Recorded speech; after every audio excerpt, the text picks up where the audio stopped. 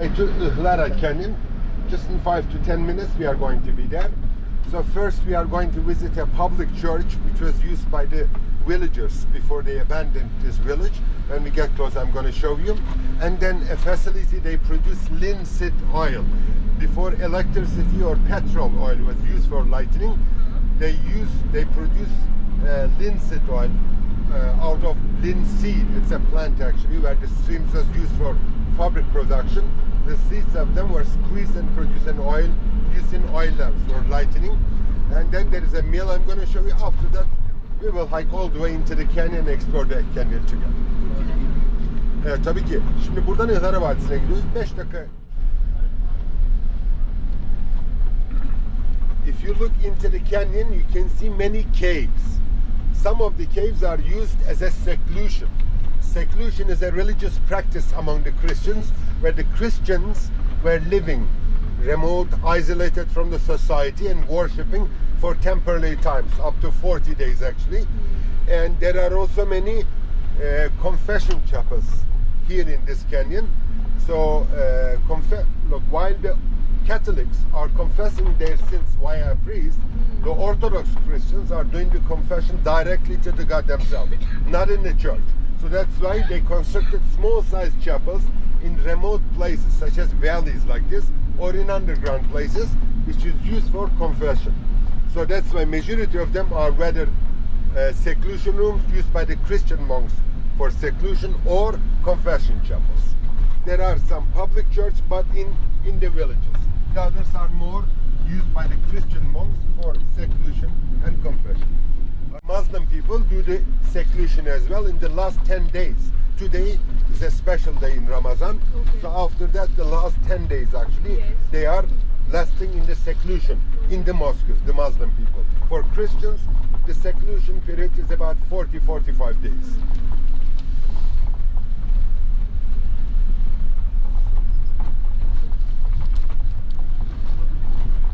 By the way, our restaurant is this one here in front of us. So we are going to hike and come here all the way back. Arkadaşlar restoranımız burası, yemek yiyeceğimiz. We will have our lunch, you see, on the stream outside there. This is the place we are going to have lunch next to the stream. Öğle yemeğimizi burada alacağız. Buraya yürüyerek geleceğiz birazdan. As you see, these houses around are all abandoned houses, not used anymore. Once, so the villagers were living here. Okay guys, so this is the place we will start to visit the churches. And then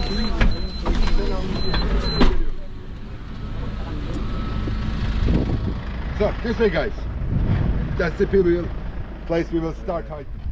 In the past, the petrol oil or electricity was not used very much for lighting. It was linseed oil. Lin is a kind of plant. The stream, the body was used for fabric production, and the seeds were squeezed by the local people in places like that one.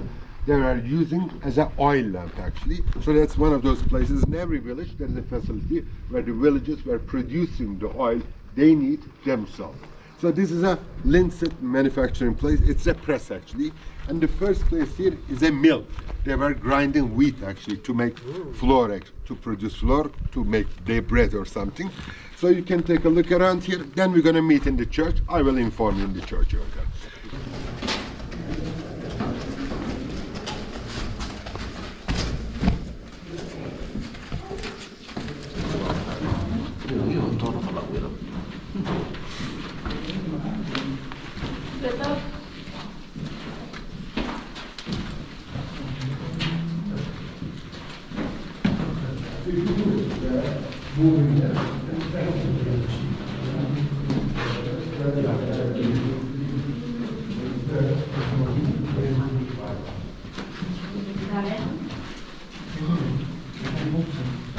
By riding a camel or a horse around it.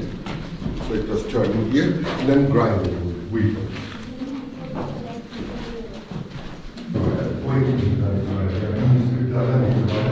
Gördüğümüz yere dediğim var insanlar İstanbul'dan, işte Balkanlardan üst olarak getirip boyamalarını gerçekleştiriyorlar. Burada beklediğimiz bölgede altın kapalı, altın kesikler renkleri boyamalar. İkinci Hristiyan tarihinde, yani İsa'nın tarihinde İncil'de geçen betimlemeler var. Niye? Öyle çoğunluk okuma yazması yok. İncil'i okuyarak anlatamıyoruz. Bunun en kolay yolu İncil okuyarak resimlerden sonra. Dolayısıyla İsa'nın hayatını İncil'i anlatmak bu yöntem kullanılır. İsa'nın hayatının dışında aziz resimleri, şehit resimleri, melek tasvirleri ve buna benzer dini tasvirler olur. Mesela burada son akşam yemeği İsa'nın hayatında. Burası St. Gorge denen Cappadocia'da bir adam var. Roma döneminde aynı zamanda asker, Hristiyanlara verilmeyen kurtardığı için çok kutsal, yani aziz, koruyucu aziz yapılır.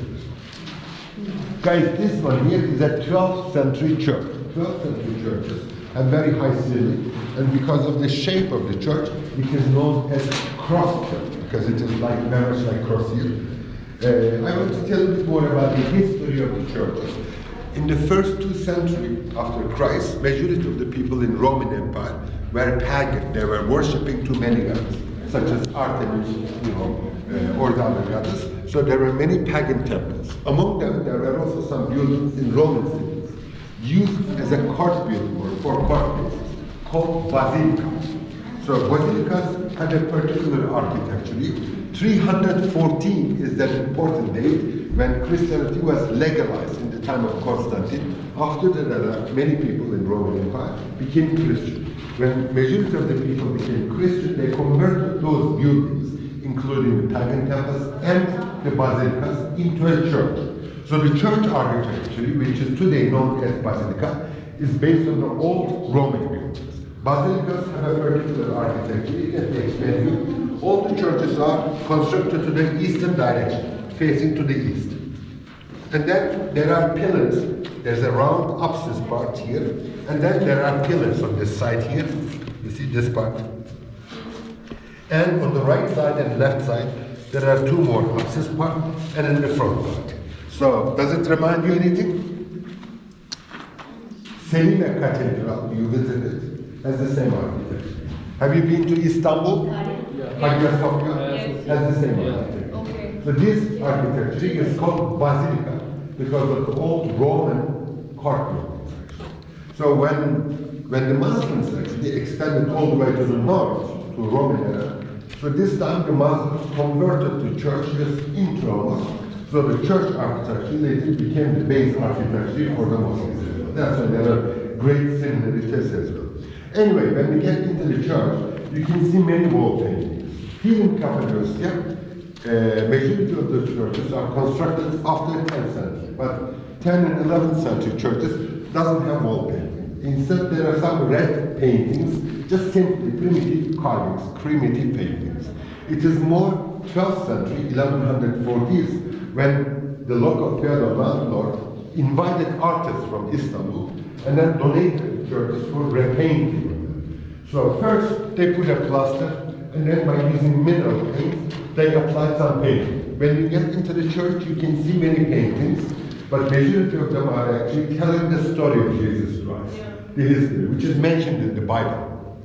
So why? Why they depicted scenes from the book into the book? Because majority of the people in that area were illiterate. They couldn't read the Bible. So they had to find a way to teach them what Bible is saying, and that was depicted scenery into the book. So majority of them are the life of Jesus Christ. In addition to this, depictions of angels, apostles, saints, and martyrs. Even here you can see, for example, the Last Supper, which is the scene life of Jesus Christ. This one here, for example, St. George, who was a Roman soldier, Roman army, and saved many Christians being killed by the Romans.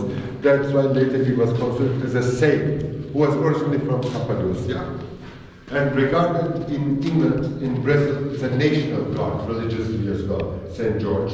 So there are many churches named after him as St. George as well. So that's one of his depictions. When you get into the churches in Cappadocia, you can see that the faith arts of those paintings are heavily scratched off. Did you notice that? Yes. Sometimes the faces. Remember I told you, there were Christians who were living here. And in 1920s, between 23 till 26, they had to move from here. For those Christians who lived here, the eyes, especially of the wall paintings, is the holy part. And in order to not leave something holy behind, they scratched off the eyes of them. When they were not able to reach them, the whole face. So it is partly done by the Christians who were living there.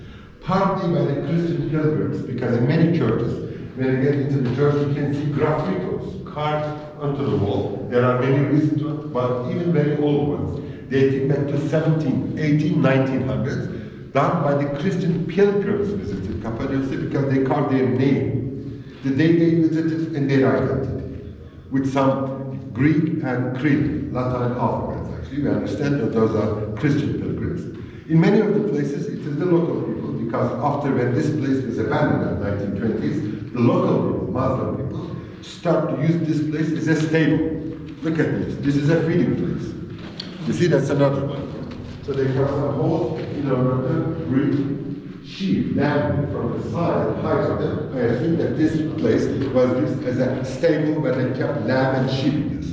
There are even holes on the wall where there are stretching, where there are some stretching some wooden. So that means this place must have been used as a pigeon house. They breed pigeons. This is the reason why the bottom part is heavily scratched off here. Okay? Any question? So let's head to the camping.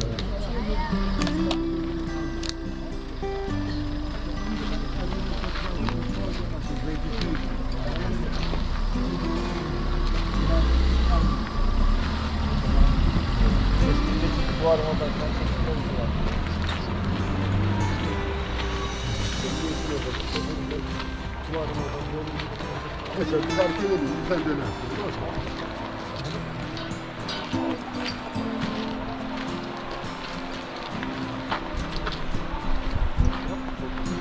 So, ready? Shall we start hiking, guys?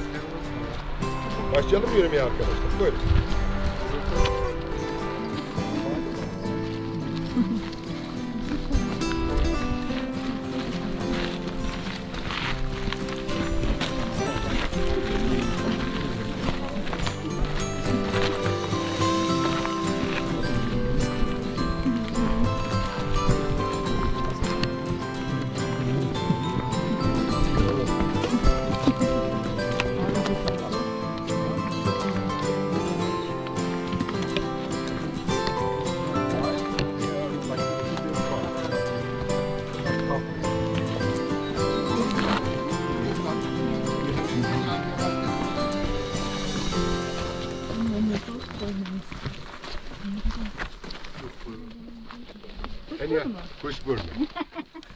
She is from the southern part of mountainous area of Turkey, so they have quite many plants there. And this is called rose hip.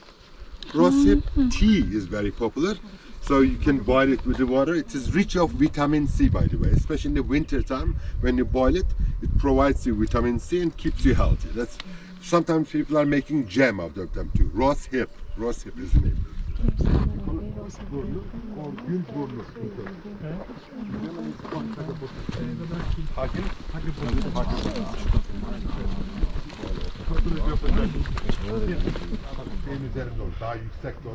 Guys, I told you on the way that majority of the people in Cappadocia are in agriculture business, farming business, and this is a vineyard.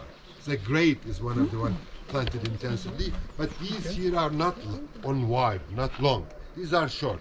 So these are not used to make wine, more as a dry grape. Black grapes are dried, or to make molasses. Have you heard about molasses? Molasses is a byproduct of grape juice. You need to boil them. So in old days, when there were no white sugar, what we are consuming right now, molasses was used as a sugar. So if someone wants to make a dessert or something, we were using molasses. And I also produce molasses out of my grape, what I have actually, not wine, but molasses. So that's now, it's time to cultivate them. Haven't done.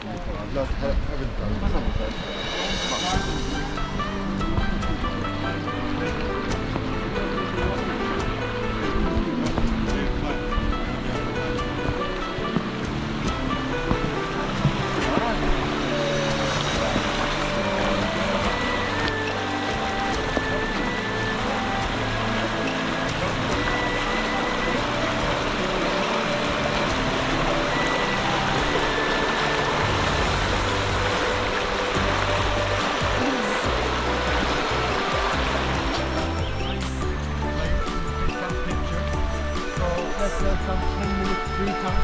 You can take a look around, take some pictures, right? So we're going to talk a bit and then continue from there. Feel free, I will be in the other side 10 minutes later, like 10 past 1 or something. We will be there. You can enjoy your time. It's a nice place to take some pictures. Bir 10 dakika fotoğraf molası verelim. Güzel bir yer burası. So 10 past 1. We're going to continue from the other side of the right, take your time.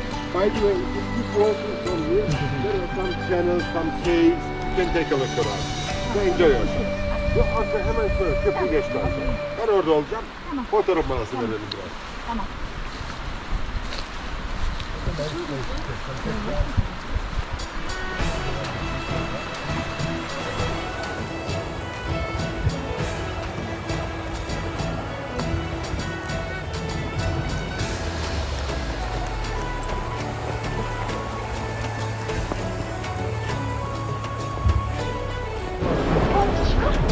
So you get and that one is the third one, so we are going to have lunch in these two tables. But after the lunch, you can take your seat and drink something. But the service will be on the table, okay? For the lunch, we are going to have on the table. After having lunch, you will have enough time to take your seat, drink something, and okay. So, as I told you, the lunch is included in the club. Ablacığım, iki masa vereceğiz. Her masanın kendi müşterisi var. This table and that one you reserve for us.